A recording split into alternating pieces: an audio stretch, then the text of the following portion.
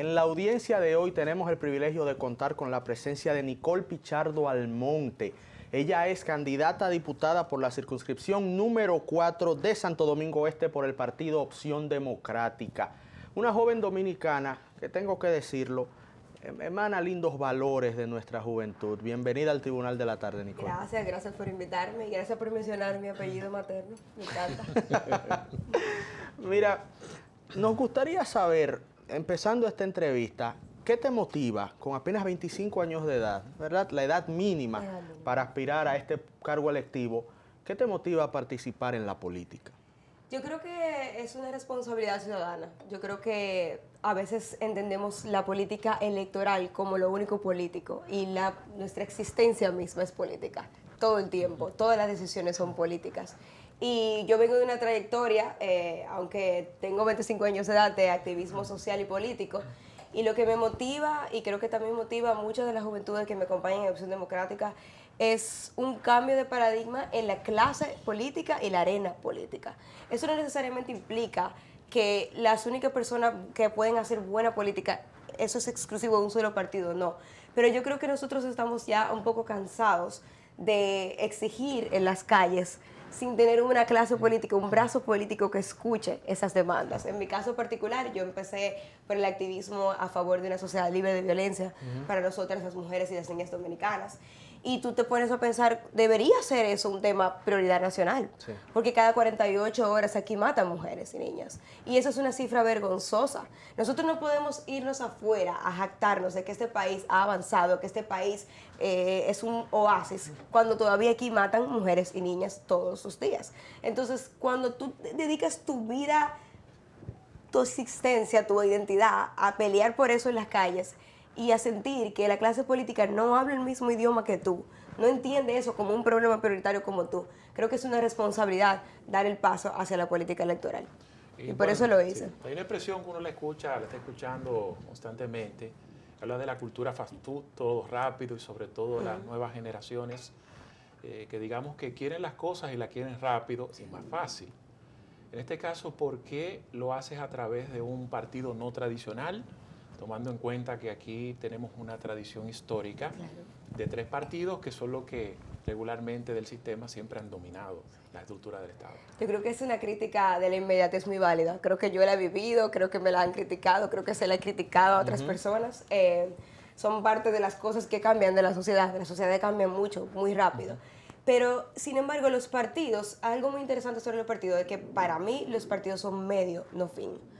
O sea, los partidos son un vehículo para transformaciones sociales y políticas. Y, por ejemplo, si tú vas a Barahona, que es un viaje bastante largo, ¿verdad? Tú quieres ir en un carro acompañado de gente que te cae bien, ¿verdad? Que por lo menos tiene unos mínimos que van con tus valores personales y políticos. Por eso yo decidí ir a Opción Democrática, porque es que esto no es un sprint, señores. O sea, esto es un maratón. Nosotros tenemos un tiempo de bonanza democrática, de transición democrática. Yo nací en el 97, en la plena transición democrática, pero falta mucho empuje todavía y eso requiere mucho tiempo y requiere mucha participación. Pero sí es Opción Democrática porque es entender que las transformaciones sociales tienen que pasar, tenemos que empezar y que tenemos que madurar haciéndolas. Entonces, aquí estamos en el maratón. ¿Otros partidos se acercaron a ti? ¿Te ofrecieron la oportunidad de aspirar, de ir en su boleta, al ver quizás tus buenas ponderaciones y sobre todo tú representas una juventud pensante, que eso hace bastante falta en este país, señores? Hay mucha, una juventud pensante. Sí, hay mucha, pero mira, después de uno ver los teteos.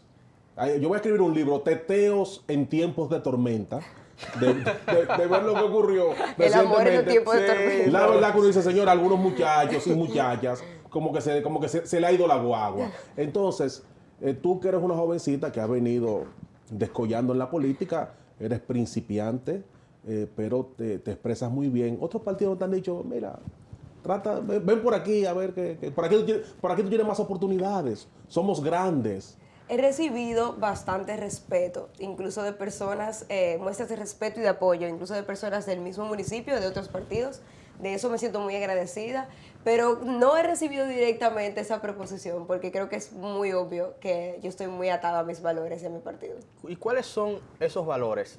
Conozco algunos, pero sería bonito que le comunicaras a nuestra audiencia de qué está hecha Nicole y qué es lo que ella como persona encarna a nivel de valores y principios. Bueno, Nicole Pichardo es una joven activista que es política y es persona también, y que cree y defiende la idea de que lo personal es político.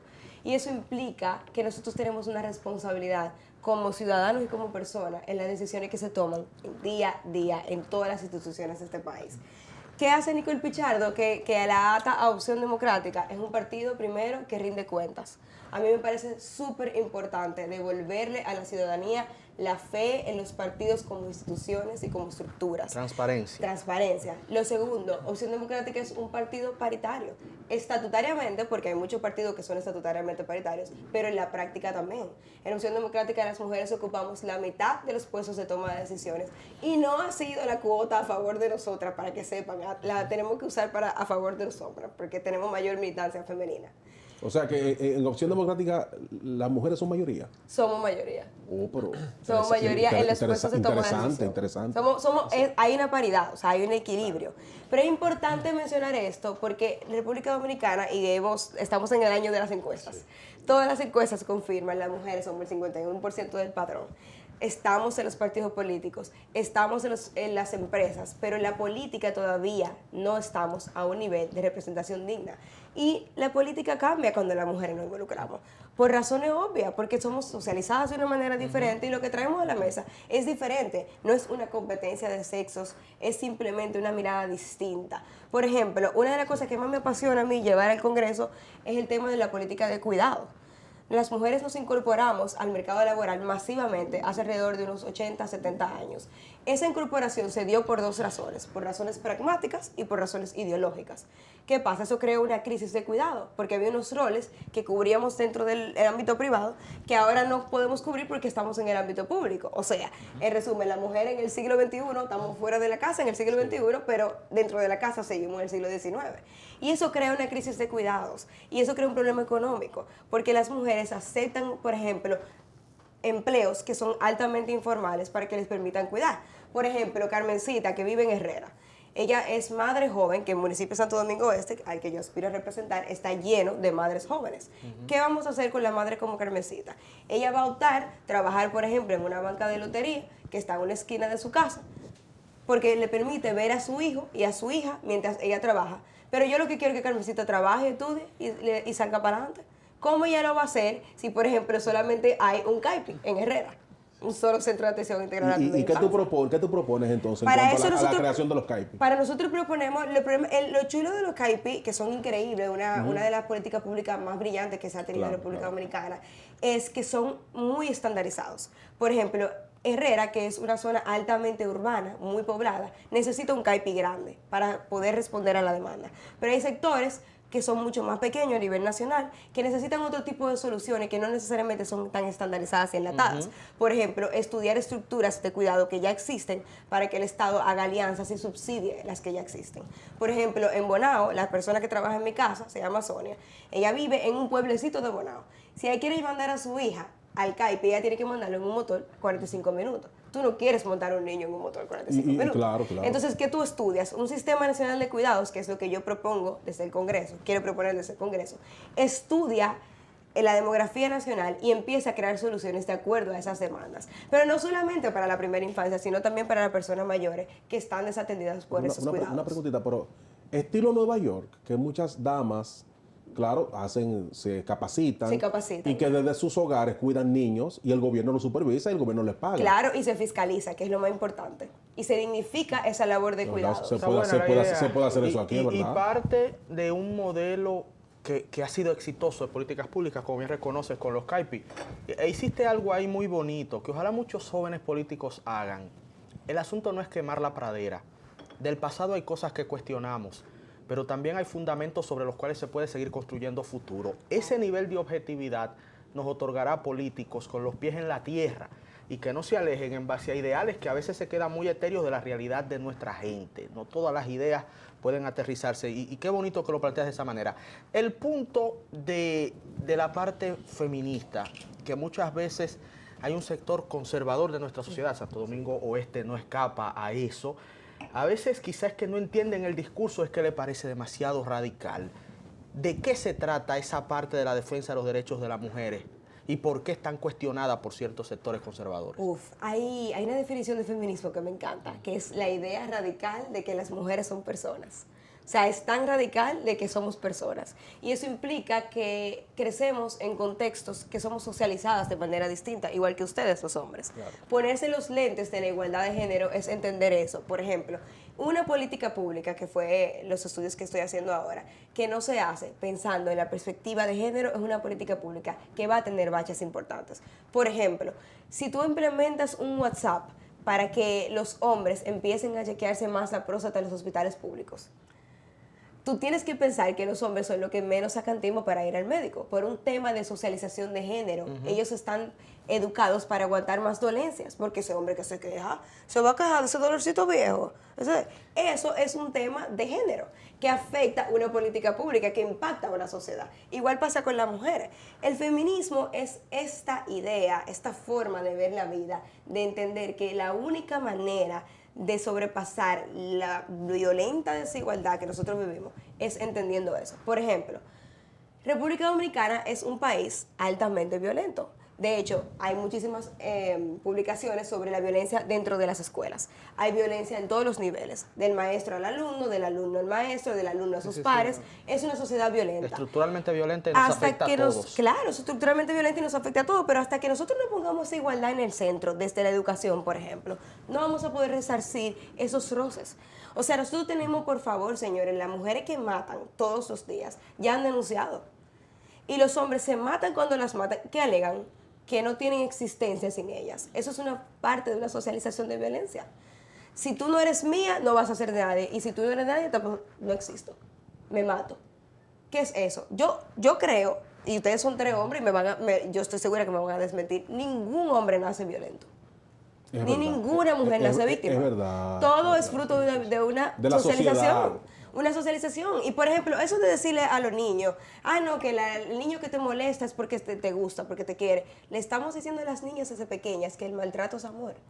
Y eso no es verdad. Pero y eso es violencia. Sí, Julio Neto. De mi parte, a propósito del es un tema más amplio. Sí, yo sé que, claro. no hay espacio. Nicole, tienes que volver próximamente para hablar de ese tema de la violencia contra las mujeres.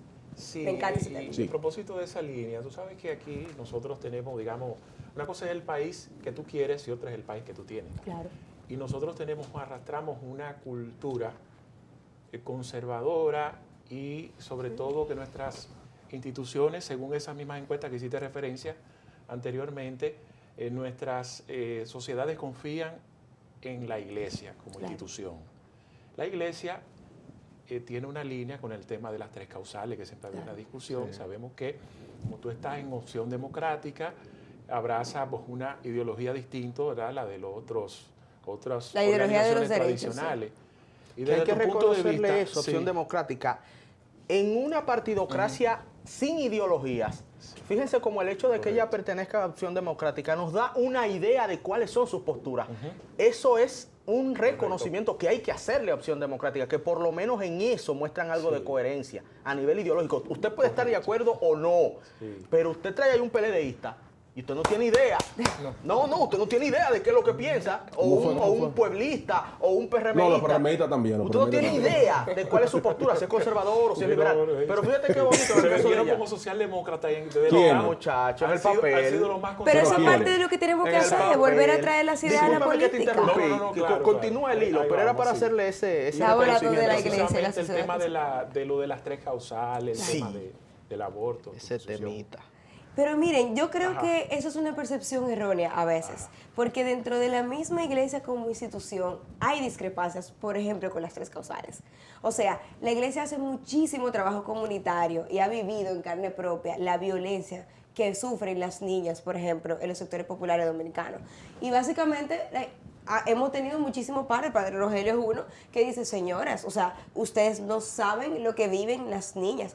Las niñas en nuestro país están desatendidas, totalmente. O sea, yo trabajo en un campamento de voluntaria que es en Miches. La mayoría de las personas que viven en Miches trabajan en Bávaro, en los sectores hoteleros.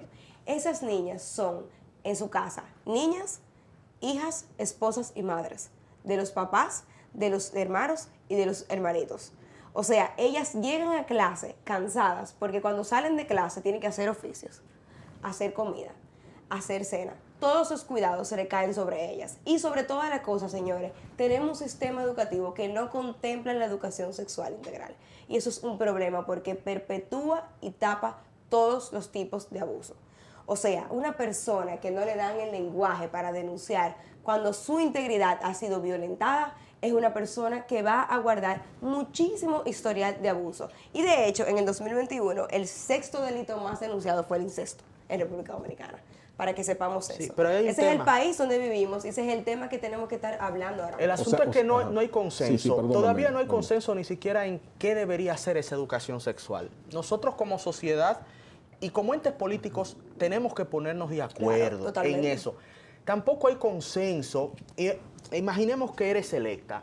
Tenemos ese Cuando código- yo sea electa. Imaginemos que sí, quiera Dios. Tenemos ese código penal.